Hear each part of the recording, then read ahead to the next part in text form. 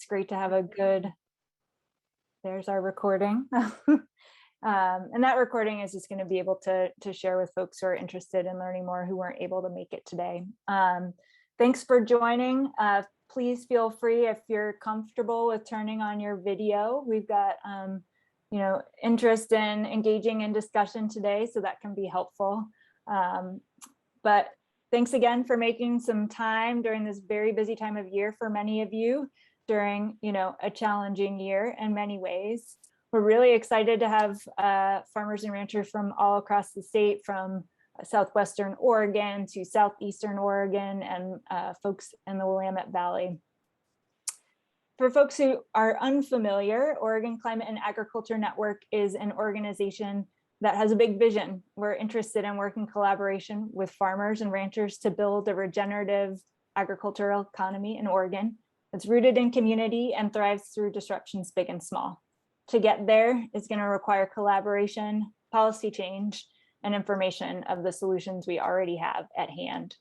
And we've really heard from you and from others in our network that a really important thing to helping move this work forward is to have farmer to farmer education. And so we're excited to create that space here so that you can learn how to better manage for a climate that's becoming increasingly uncertain on your farms and ranches. We also know that soil health is an ever evolving process. It's not a one and done thing. It's something that it needs continual work. And you guys are all learning that every day out on your farms and ranches. So you'll have the information to share with each other. It's going to be a really rich topic to explore. I'm excited.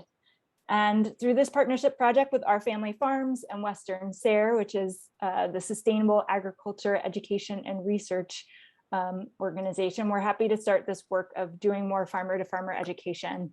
And we're excited to have this virtual space to do this. I know that soil health can be really place-based and place-specific, but I also love that there's lots of shared principles really across the state. And so I think as we move forward with our discussion today, we'll have some of our conversation in this bigger group and then maybe break into a couple of different, maybe two groups based on kind of water availability in your region. And so in the spirit of this farmer to farmer education network, I'll be handing over most of the facilitation to Zach to help through the discussion, and really excited to have Zach here. And what I'm going to do first is go through introductions, and then we'll go into discussion. So I'll call on folks, and if you can let us know your name, your farm name, where you're located, and your crop type, as well as you'll get 30 seconds to give us a soil health success that you've had. So I'm just going to call out folks on my screen so that we don't have to keep track of everybody. Looks like Sherry and Brian, you are first. Welcome. It's great to see you. If you could introduce yourself, your farm name, your crop type, and a soil health success. Are we going? Yeah. Yeah, there we go. Brian and Sherry from Dancing Roots Farm here in Corbett, Oregon. And I'm completely exhausted because I've had a lot of long weeks, and I just want to announce that last night before it rained, I got my cover crop in by headlight. Very happy about that. Perfect timing. And I had a lot of help from my sister and brother-in-law who came down from Washington because our helper was sick, and we got the squash in. So anyway, your question was about soil health. We grow annual vegetables. Yeah. And we just want to be annual vegetables. Yeah. We're in Corbett. And great. Soil health success is that we got our cover crop in last night. Yeah. By headlamp. Yeah. So yeah, we've been really trying to build our soil from day one. Our roots are so happy they're dancing because we're taking care of the soil. Nice. Thank you so much. It's great to have you here. And Jennifer, it would be great for you to introduce yourself from Our Family Farms. Thanks for joining.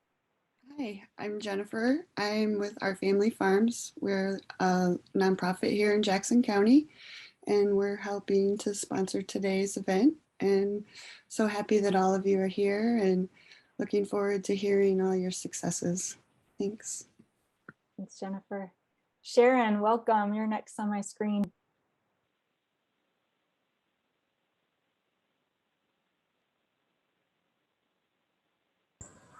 Hi.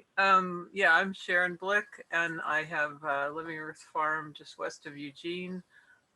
We grow a little bit of everything, and I got my cover crop planted yesterday too. Love it. Thank you, Sharon. Nina, welcome. Please introduce yourself. Hello, this is Nina with Be Easy Farm. I am brand new to the business with a whole 6 months under my belt at this point. Just got a farm with my husband near Dancing Roots in Corbett, and I'm hoping to learn.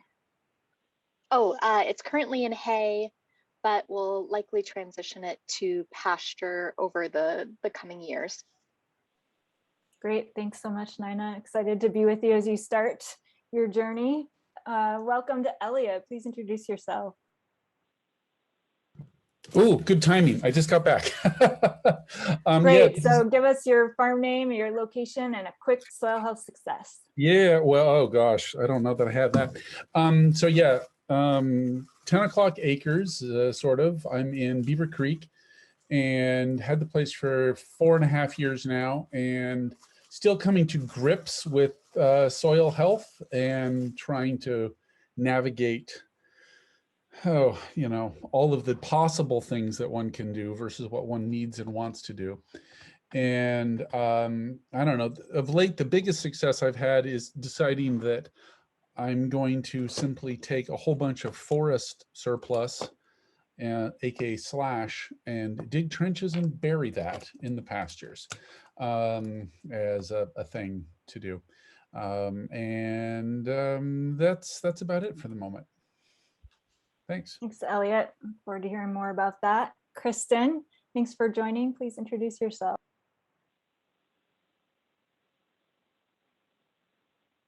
Oh, sorry, Kristen, you're on mute still.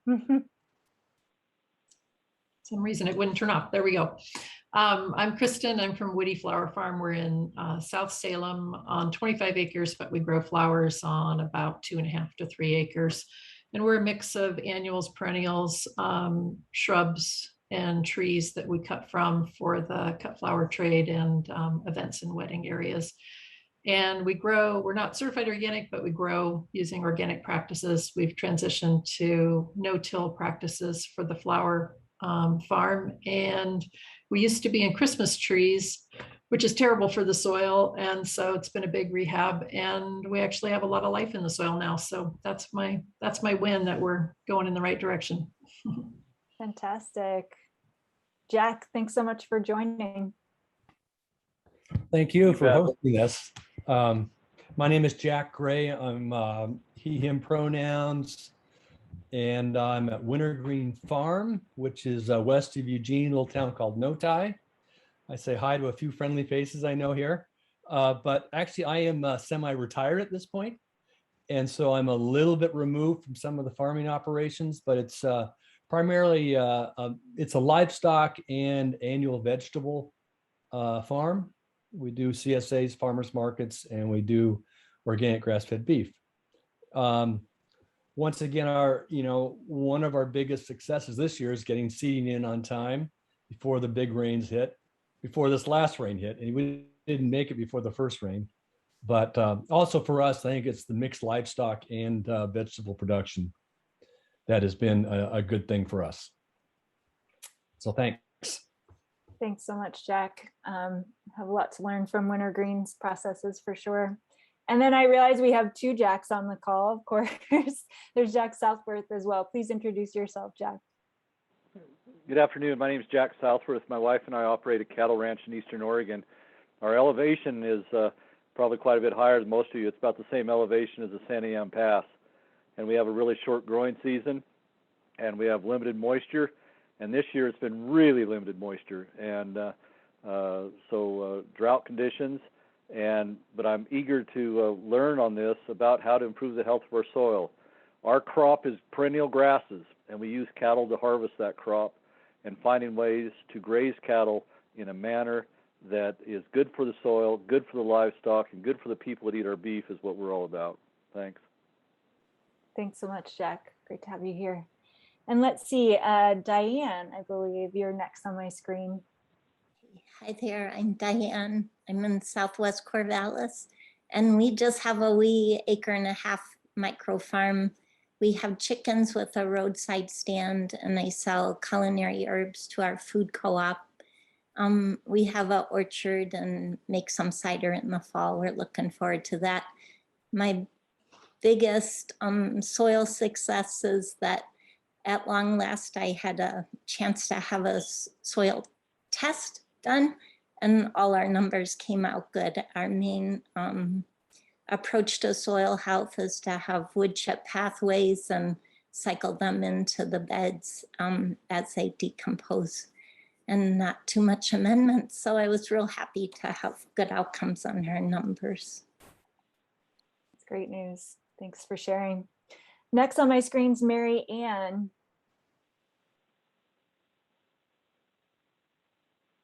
Sorry, unmuting. I just rehomed all my livestock, so I'm in a flux thing and starting. I'm a dry area. I don't have irrigation, and my well just decided to poop out. I'm in Jacksonville, in Jackson County, Eagle Point, and it's an issue right now. Looking at reformulating things and doing probably some raised bed. I have my fields that I want to do cover crops on, just to keep the soil in good state and keep the star thistle and all the other stuff down. And then I have some raised beds we're building to try to get into some other vegetables. Just haven't gotten that far yet though. So just here to learn. Thanks so much for joining, Marianne. I know water has just been such a struggle for so many in the state. So I really appreciate you sharing and joining today to think through what might be next. Thanks. Next on my screen, we've got Richard. Be great. Hey there. I hope this is coming through. We are just starting. We bought 12 acres of overgrown Christmas trees about 1.5 years ago, and have dreams of doing some sort of a market farm.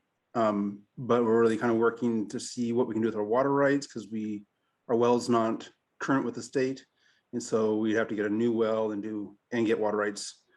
And so that's going to be dependent if we're a dry farm or irrigated. We're we're in Franklin, kind of by Cheshire, kind of by Eugene.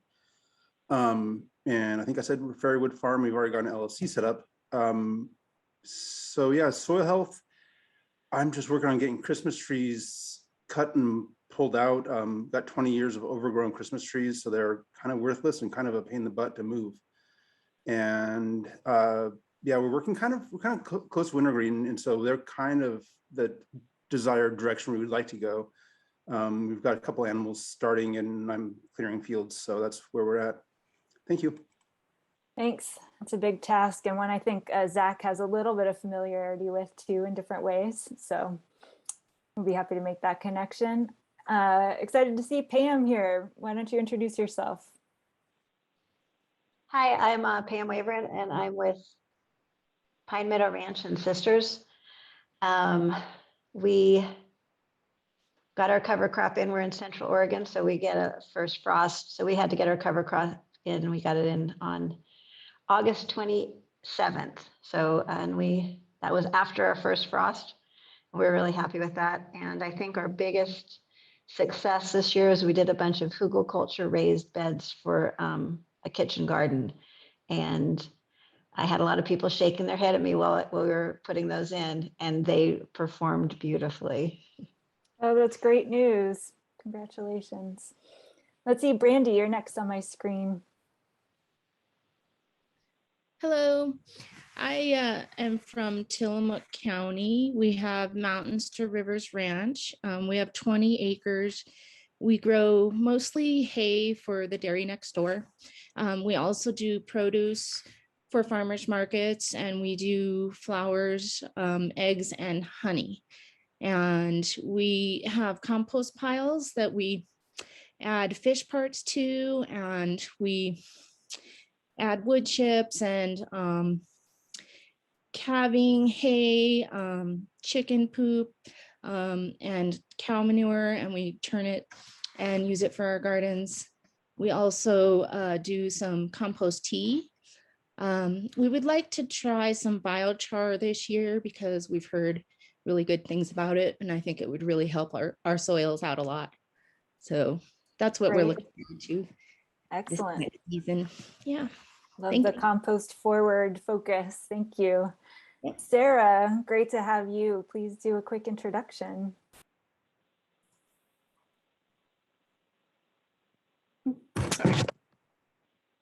Hi, Sarah There she Crash. is. They, I'm not a farmer, but I work for farmers, Mudbone Grown in Corbett, Oregon, as well as all the farmers in their incubator farm program for farmers of color. So I'm just here to kind of listen and take notes and see where I can connect people if I need to. Thanks so much, Sarah. Great to have you. And it's great to see you, Elise. It'd be great to have your introduction. Yeah, hi, my name is Elise. I'm a board member for Our Family Farms and also a farmer. Have Oshala Farm with my husband, Jeff, and we are in Southern Oregon in Applegate, 145 certified acres, and we grow medicinal and culinary herbs for the national market. And I guess our success story is, yeah, this is our 9th season in production, and I feel like we've been taking soil tests from the very beginning, and our organic matter has built every year, which I'm really excited about because we do a lot of production and it's sometimes can be scary. We're definitely experimenting more with summer cover crops, which has been cool, and all our cover crop seed is also in, which we're happy to say. We're all overachiever farmers here. And yeah, just trying for more perennials and less tilling. So yeah, so That's happy great to be here news. to see you all. Thanks so much, Elise. Great to have you here. Chris, you're next on my screen. Hi, all. I'm Chris Hardy. We have a seed company, Hardy Seeds, down in Southern Oregon. We grow annuals, perennial, biennial seeds. And this year, actually, for the past couple of years, we've been working with the Rocky Mountain Seed Alliance to do grain trialing. And we last year grew 50 varieties of cool weather fall planted grains with no water, no supplemental irrigation. This year, we grew probably close to 65 varieties of same with no supplemental water. And so we're really excited about moving in that direction. We did dry farming with over 100 grains in total, heritage, heirloom, and landrace varieties of grains from all over the world. And the warm weather grains that were a part of that, kind of by default, we ended up running out of water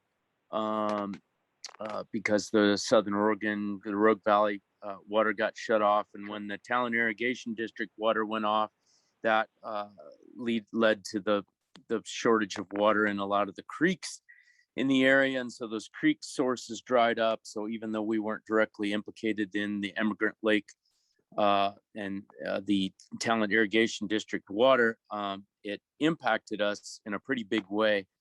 And so we have a lot of seeds that we've been selecting this year for drought and dry farming and low input, low water. So really excited about that, and really excited about looping in a lot more legumes and polyculture. Cropping is what we've been doing here for the past several years on the Three Sisters model, doing a lot of grains and legumes polyculture. So really excited about moving that forward. Thanks, Chuck. Thanks so much, Chris. It's really exciting work. I look forward to hearing more, especially during such a challenging water year. Bonnie, you're next on my screen. Sorry, I'm eating my lunch. No, it's a good thing. We're glad we can handle it. So I'm Bonnie. I have a 1 acre outside of North Plains up at 1,200 feet. So I'm in a much colder microclimate. I I've actually found cover cropping extremely difficult because my field is just still full of crops. Like I don't know when to put them in because I'm still pulling so much out. Although this rain is going to take out the last of my tomatoes, that's for sure.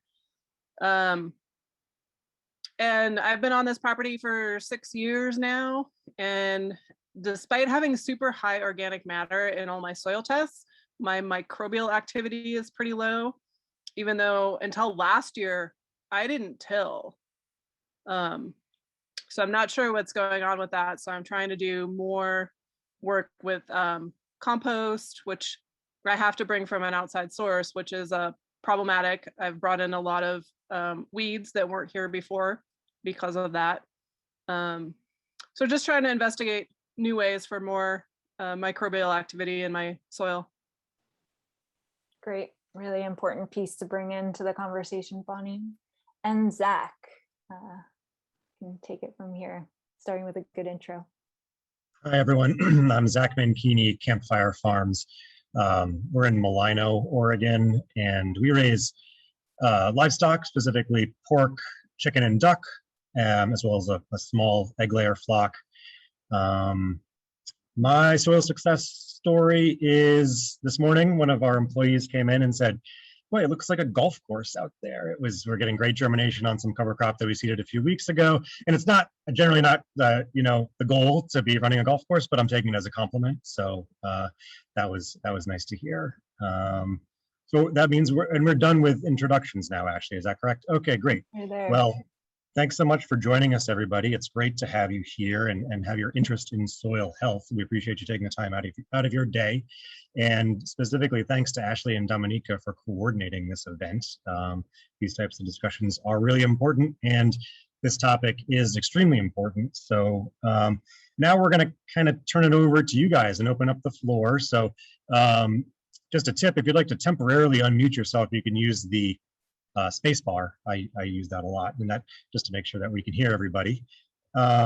Also, so let's start with how we define soil health, and we'd like to hear from you all now. So feel free to unmute yourself and jump on in. When you hear the words soil health, what does that mean to you, and what kind of practices lead towards soil health?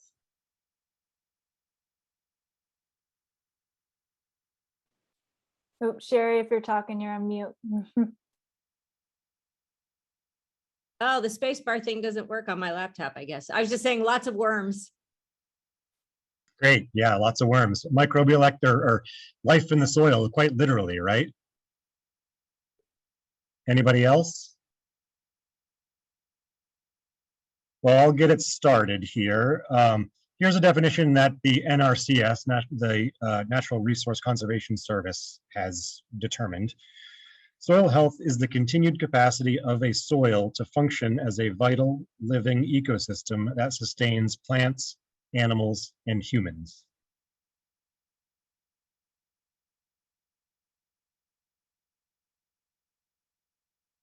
How about Eliot? Eliot and I are good friends. How's it going, Eliot? Darn you, Zach. Hi, how you doing? Yeah, I'm just up the road from Zach, so yeah. I don't see Zach often enough. And the kids. Yeah, well, soil health is the ability to produce. Healthy soil can produce. Unhealthy soil cannot produce. That's my version of it. And right now, I have unhealthy soil, as judged by the amount of grass I don't get. So. Thank you, Eliot. I'm sorry for picking on you. That's okay. So what are some of the put it another way, what are some of the practices that we can adopt to improve soil health? That's a real layup. Come on, guys.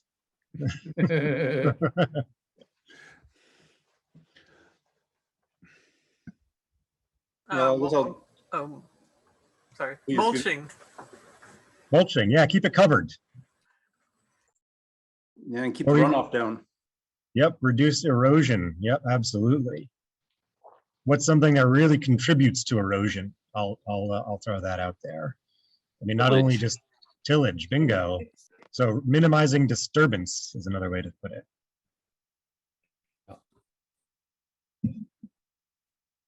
Pam, did you want to share? I see you unmuted there for a sec. Oh, I was just going to talk about compost. And we actually were very fortunate. We went to Three Creeks Brewing, so a combination between getting spent grain from a brewery and getting leftover coffee from a local coffee place, and taking just our garden waste and putting a chicken coop near it so that the chickens could just kind of forage around in the compost pile. And we had great luck with making compost for nothing in a very short period of time. Great, thank you, Pam. So yeah, just to put a bow on it, we're minimizing disturbance through reduced tillage and other things that may cause disturbance, whether it's livestock or anything else. Maximizing soil cover, so using things like mulches, or ideally it's plants, keeping living roots in the soil as cover, and maximizing biodiversity. So that's increased microbial activity, as well as integrating livestock wherever possible into a farming system. So what's something that you all wish you could have done, or wish you could do, and what's stopping you? So what are the roadblocks that you're facing in terms of improving soil health? Is it a piece of equipment, or access to information, or the budget for seed? What are some things that you wish you could do that you haven't quite been able to? Well, for us, I think it's always been reducing tillage. If you're doing annual vegetables, it's really hard. And yeah, an organic annual vegetable system, it's a very difficult thing in organics in particular. No-till just doesn't really work, or hasn't worked that I've seen very well. So reducing tillage is a big barrier for us, especially rototillers. Right. Yeah, I would encourage you to check out the Rodale Institute work on no-till organics. It's they're based in Pennsylvania, so it's not totally region or climate specific or appropriate for us, but they have done some solid research on that. But it's not easy. I totally get it, Jack. I would say lack of equipment, having no access to a no-till drill. It would be great to get the Soil and Water Conservation District to buy those and be able to loan those out to farmers. And I wrote a letter to ours and never even got a response about that. Sherry and Brian, yeah, thanks for that, Sharon. Sherry and Brian, did you have something to add? Yeah, I was going to say, and we of course dream of no-till, but we've also run into the difficulties of, there is a local farmer, Jen Aaron, who's been doing some really neat work on no-till, and I'm looking forward to getting freed up enough to maybe visit her operation and find out more. She had a great article in Growing for Market, I think last month, that I really enjoyed. But we are in the same situation. I do think that we have found, I think we found, and based on our soil testing, a pretty, and our results of our yields and such, that we found a pretty good balance ourselves based on careful equipment selection. For example, I use a spader, and I don't do deep tilling at all. I only use a tiller for just a bed, very shallow surface. So I feel like there are some ways of refining equipment that you can find possibly a decent middle ground between till and no-till. And I think I'm edging in on that personally, but I could be proven wrong. But anyway, that was my input on that front. Yeah, just to follow up on that. So Jen Aaron's farm is called Blue Raven Farm, in case anybody's looking for that. And the advantage of the spader is that it doesn't create that hard pan layer. Correct me if I'm wrong, Brian, but it kind of breaks up the top layer of soil, but it doesn't smash into the bottom underneath. Is that right? It doesn't create it doesn't polish the ground. When you bury a tiller somewhat deep, and if there's any moisture in your ground, you're going to get that polishing effect. And of course, a subsoiler can break that up if you do it at the right time, to some degree. But I have actually experimented using my tiller and burying it as deep as I could, just doing a little patch and then spading right next to it. And it's pretty noticeable when you reach down through the worked soil, with a spader, you can't really find the bottom of it exactly. It just gets hard, gradually gets harder to dig. With the tiller, you can find the bottom of the, and so. Absolutely creates Yeah. that kind of impenetrable hard pan layer. That's going to be a problem moving forward.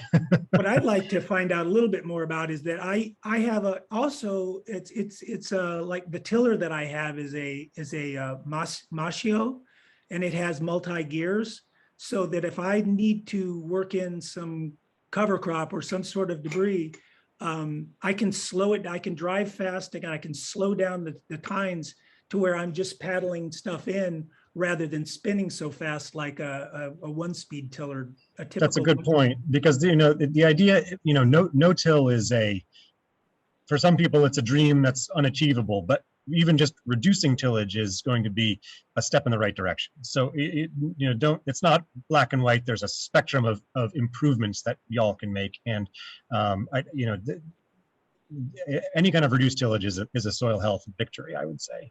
Yeah, I think that people being really specific and careful about their equipment selection, and sometimes it takes quite a bit of search to find those things. Like spaders are not super common. I've just been lucky at I've started with a BCS spader and now I'm up to a 7-foot spader. So it's been I've had like 4 of them in between.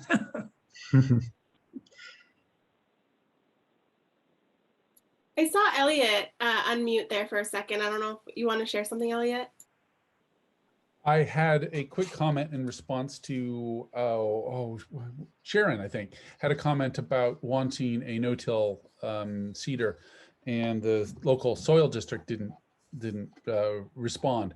Our Clackamas soil district has one, but it requires a substantial tractor, more so than I have, to operate. So the fact that they have one is great, but I think it requires at least a 45 horsepower tractor with rear hydraulics to make that go. And that's not a giant tractor by any step, but it's more than I have. And given that I'm also trying to not do no-till, or like zero-till really, there's no need for me to have a tractor of that size around, and therefore I don't, and that just sort of precludes even that option, which is unfortunate. So it's just another layer of challenge in accomplishing that. Absolutely right, and the no-till drills are great tools, but they're similar to the spaders. They're expensive and not available really for everyone in every situation. I would just say that whatever kind of seeding you can do is better than no seeding. So even if you're broadcasting it on the soil surface, roughing it up with a arena drag, that would be a really minimal tillage option, but at least you're increasing that seed soil contact somehow. Sure, you'll have to spend a little bit more on seed. You'll have to overseed it a little bit to get any kind of good germination, but you're going to save money in the long run versus investing in a no-till drill. So yeah, just look for those opportunities is all I would say. I was just going to add that you remind me that healthy soil and healthy communities go together. And Bonnie's comment about, not having equipment and what Eliot just said reminds me that this is where the granges could really come into place. And Eliot, I'm sure you have a neighbor that's got a 45 horsepower tractor or bigger. And it's like, if we need something for farmers where where everyone knows their local 45 horse tractor, these seed drills, they should just be available in every community. So small farmers have a chance. So I don't know exactly how or who that would happen, but certainly something that people could be pushing their granges to do. Our grange just got a very small grant and bought a biochar kiln that local farmers can use. And this kind of like a seed drill, and either someone who could run it with their own tractor or a shareable tractor like that. So the small farmers in the area could tap into the needs of a big farmer without owning the equipment. I don't know. I just would like to see a lot more of that. That makes a lot of sense. Thanks, Sherry. And Jack Southworth, I've seen you off mute. Did you have something you wanted to add or ask about? I guess the thing I was going to add, for us in cattle production, we want a covered soil surface, except the problem is that requires leaving a lot of residual behind. So it's a challenge to take enough grass to make a living and leave enough behind to cover the soil surface, but it's a critical thing we do. And Ashley, you said at the start that this webinar is about how to better manage for a changing environment, changing climate. And I think that this covered soil in our arid areas is going to be critical to that. Jack, could you elaborate a little bit on your process there? I'm curious about how so you're reseeding into pasture? Yes, some, but some of it's native range as well. And mostly we're trying to have healthier grass plants through short grazing periods and long recovery periods and increasing stalk density. So how do you manage that reseeding into the heavy residue? We will use some tillage, but the tillage only occurs once in 30 years, maybe once in 40 years. I see. So it's kind of like a rip off the Band-Aid kind of a thing, and then yep. Okay, cool. Well, that makes sense, and that's a step in the right direction. Absolutely. We have a similar process here on our farm. We will, as it's coming out of Christmas tree production, we're left over a lot of like ruts and stumps and things like that. We'll do a kind of a light disking, seed, drag it, and then it's off and running. So it's a minimum tillage, but it's effective.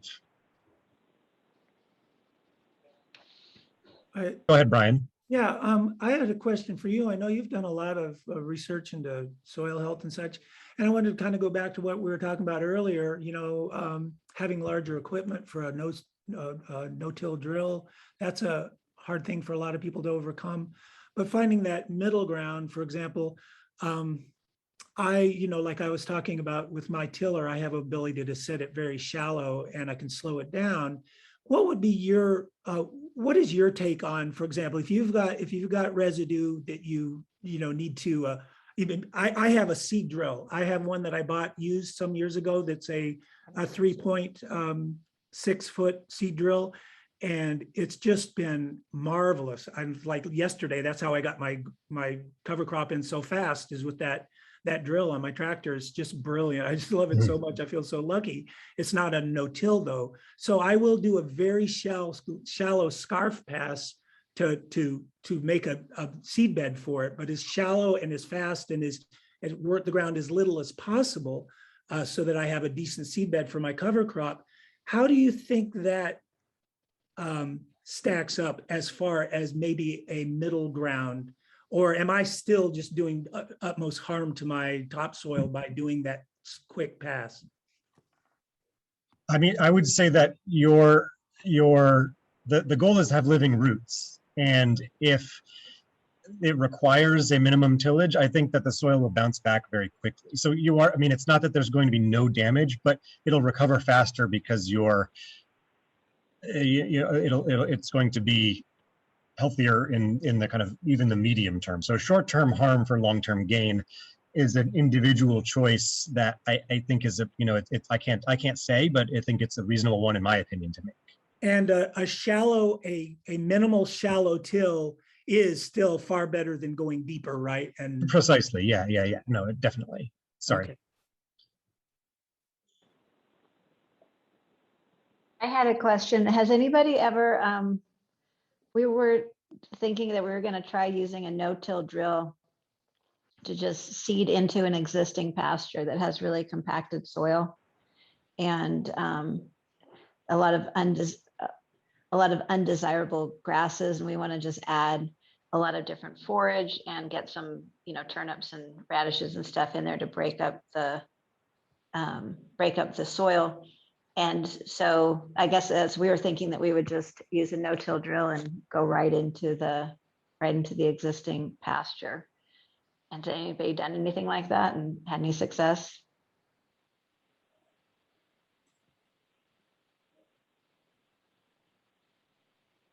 I would just be worried about skips. Like if your pasture's not like pancake flat, a no-till or any type of drill will if it's not making contact with the soil, it's not going to plant the seed. So as long as you've got a relatively flat pasture, then I think it would work quite well. But if not, then you may need to get a little bit more creative.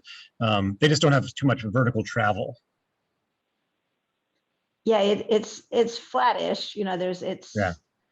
it's kind of bumpy and stuff. I think the one that we're going to be having access to does have some sort of spring action so that it does. I think that'd be great. Yeah, by all means. Another thing to consider is crop mixes. You know, with more sophisticated drills can plant different size seeds at the same rate.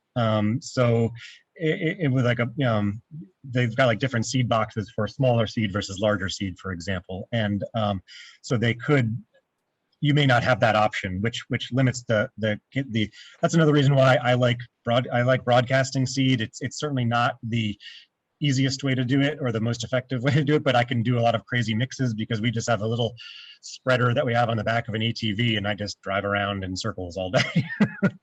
Okay.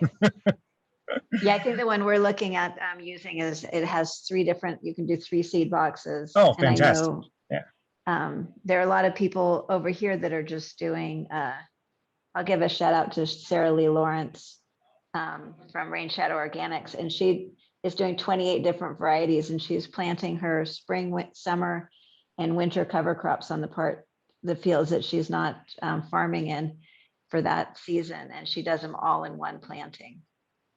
Cool. Yeah, diversity in you know, cover crop species is very important as well. I would say it's not, you're getting something growing there is priority number one. But if you are able to plant a few different, you know, say a small grain with a legume for nitrogen fixing, or you know, if you've got an area that's compacted, maybe it needs something like a radish or something like that to break things up. Every cover crop has a superpower, I like to say. So you know, there's and you know, so they all have different strengths and weaknesses. Consider your exit strategy too, particularly if you're in a annual vegetable situation. What are you going to do in the springtime to terminate it, mow it, or whatever? Does anybody else have anything to add on that topic, or Ashley, should we move on to another question? What do you think? I just had a real quick question for you again. Sure. When you broadcast and don't work it in, do you ever have much bird loss for like some of the oats or rye or such? That's what I was finding, that they were actually consuming a lot of it if I didn't work it in quick. Well, we'll like drag it. We'll run like we have like an arena drag with like just short little spikes on it that roughs up the soil surface. So we do bury it ever so slightly. I'm sure we don't bury all of it. I'm sure it's an imperfect tool. I'm sure we have some bird loss, but we overseed. Like I'll seed at, you know, 150% of a broadcast rate to accommodate that. Yeah. I just wanted to add one more thing too, Zach, and that just for people who are just sort of starting with the cover crop is we, for years, for a couple of decades, have used Austrian field peas as one of our legumes, and you can harvest those in the spring and sell them as pea greens, and they're really, really good. They're delicious and they're free or sort of a double bonus. And one year we didn't get our regular source, and we ended up with English peas, and they didn't work. For one thing, they winter killed, really, they were gone. So we didn't have any that spring. But anyway, I just want to give a little. Yeah, you definitely want a winter pea. You want a winter pea for sure. There's Austrian, and there's one other variety called Icicle that are very good. So appropriately named. Fava beans. That tastes good too? I can't say there. Yeah, sorry, I don't know. I'll ask the pigs. But fava beans are another cash/cover crop option that do well here. They're very acid sensitive, so if your pH is low, don't bother. And they don't like wet feet like some legumes. So you need good drainage. You need relatively neutral soil for favas in my experience. There was a question in the chat from Nina asking if anybody has tried the Joel Salatin method of compost production, where you have chickens and bunnies in a greenhouse with about 2 feet of mulch.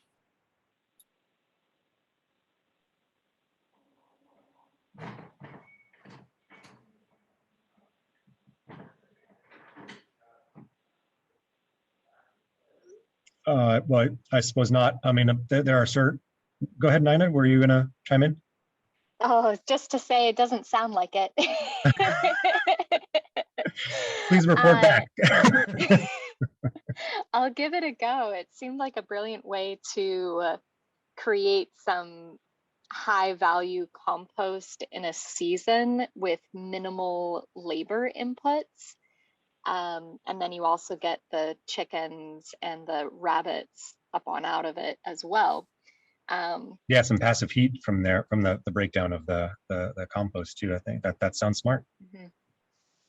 I would, this is Eliot Mason, not using the chicken and rabbit method, but a corollary to that one is in my barnyard for the cows. I just have, 40 yards of wood chips, and that over the winter just turns into, this combination of goo. And then when that is picked up and distributed into the fields, that works quite well. I am not doing the full composting of it in terms of letting it sit in a pile and really cook down, but just putting it straight onto the fields. And those areas that were covered with that have definitely looked better. Great, thank you. And I guess with an eye on the time here, maybe we can ask what are your favorite resources for learning about this besides this discussion group, of course. What are some other things that you've done, or that like things that you like to lean on in terms of podcasts? I would love some podcast recommendations. I remember I used to listen to the Chris Blanchard Farmer to Farmer podcast all the time, but unfortunately Chris passed away a few years ago, and I've been searching for another one. Or books I can recommend just to get things started. Gabe Brown's Dirt to Soil is a fantastic book on this topic. But if anybody else has any recommendations, please let me know.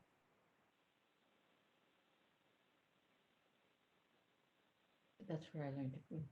There was a, oops, can you hear me? Yeah, go ahead, Brian. Yeah, we had with Multnomah County, the cover crop class that I went to a couple of weeks ago. And there's a book that they recommended, and I'm trying to remember, Profitable. Managing Cover Crops Profitably, the SARE publication. I plan on getting it. So I just wanted to throw that out. It's not a book I have yet, but.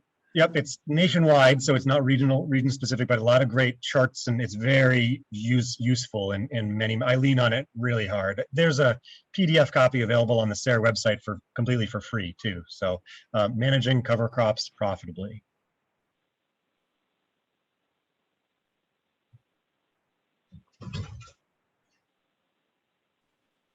And I'll be sending out a couple of just online resources that we found at ORCAN about both cover crops and kind of more broadly farming for climate resilience. But yeah, always open to hearing others so that we can share more broadly with our farmer network for sure.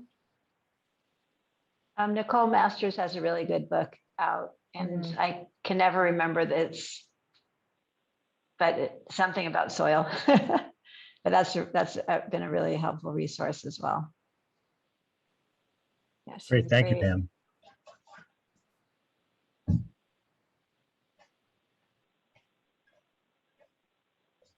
And then I know that Bonnie had an earlier question. Was it Bonnie about if there's anywhere in Western Oregon to rent equipment? And I know we talked really briefly about a couple of opportunities, but I do think it's maybe dependent on the county that you're in. But if anybody else has anything to add on that, like Clackamas Water Conservation District does do some rentals, as I think someone mentioned. But does anybody else have any other ideas for that?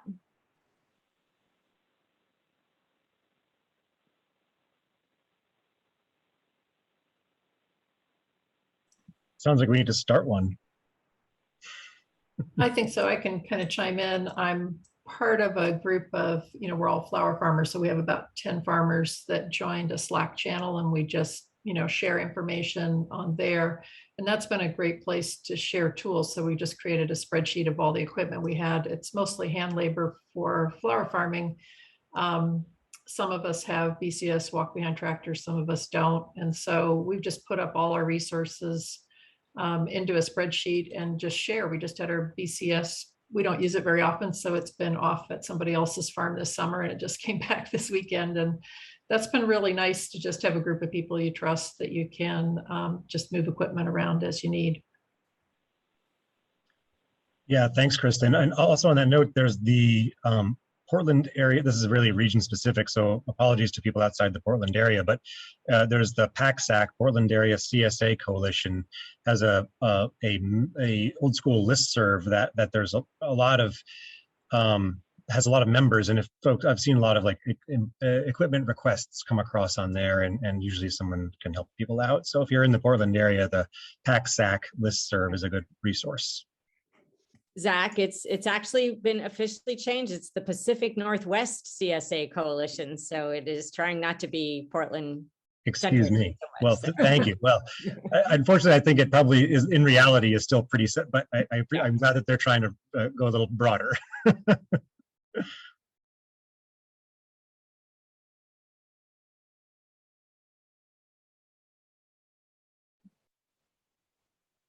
Any other last minute questions before we phase into our closing? I have a question about the use of subsoilers, because in a lot of the regenerative agriculture, permaculture sort of stuff, there's a lot of reliance on using keyline or subsoil plows to do things. And yet, boy, there are very few of them in the Northwest, judging by looking at Craigslist ads for these things. And I'd be curious if anybody else has had success using a subsoiler, or if there are reasons people are not using or are using subsoilers. Thank you.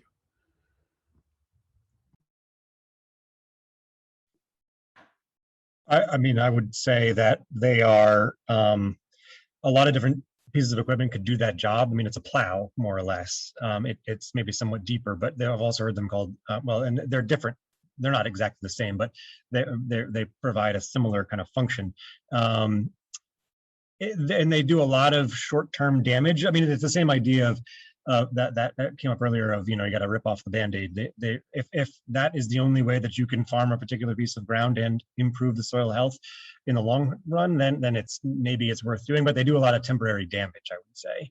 So just consider it carefully, but I don't know. I mean, it's just an older type of equipment. I don't know, maybe Brian has some, I know you have some experience with, well, I don't know if you have direct experience, but you may have something to say about this.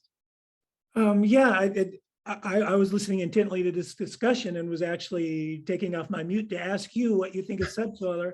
I have one that I bought years ago.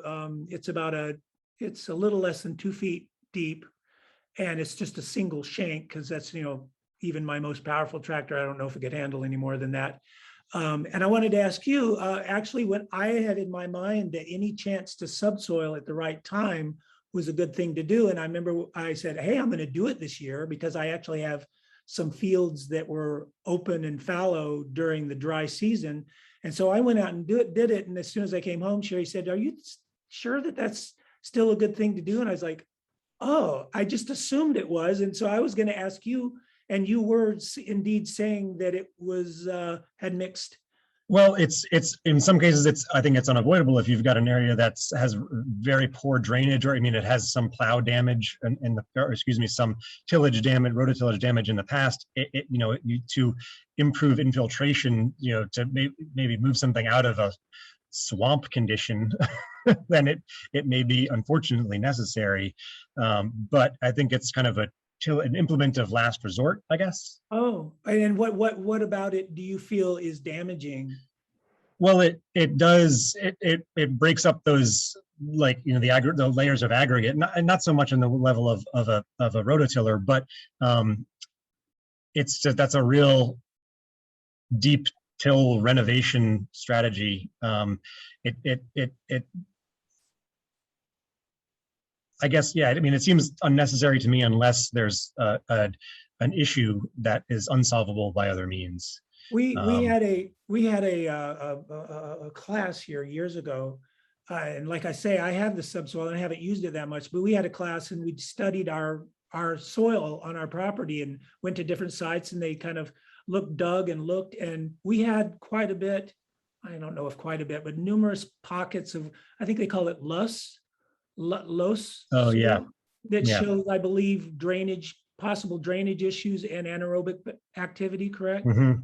And so I've thought that over the years that's why I bought the subsoil, is when I did get a chance, and my thought was, you don't want to use it except for when the soil is dry, so that it will fracture, correct? So instead of just digging a trench, it will actually go down and hopefully fracture a pan that may have been created under there. So Yeah, that's my understanding. Yeah. that's what I did this season. I had a field that, and I haven't had this happen very often, but I had a field that stayed fallow and it was dry.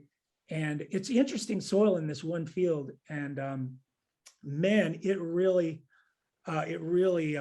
broke things up. And it was quite dramatic, the kind of chunkiness that it pulled up, because the soil is very interesting in this one section. And I did have the thought, am I doing more damage than good? But I think it was doing good. And I hope it was doing good. Yeah. I know. Well, yeah. Let us know what you find, I suppose. But yeah, I would say that use it. It has its place, but that's a pretty unique situation.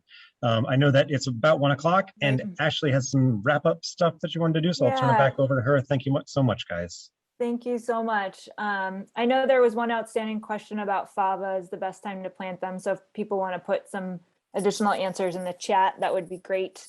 Thank you so much to everybody for taking this time during this busy time of year, although here in Portland, a little bit rainy. So thanks for sharing your stories. I'm going to put up a quick poll for folks to let us know how this session has gone for you.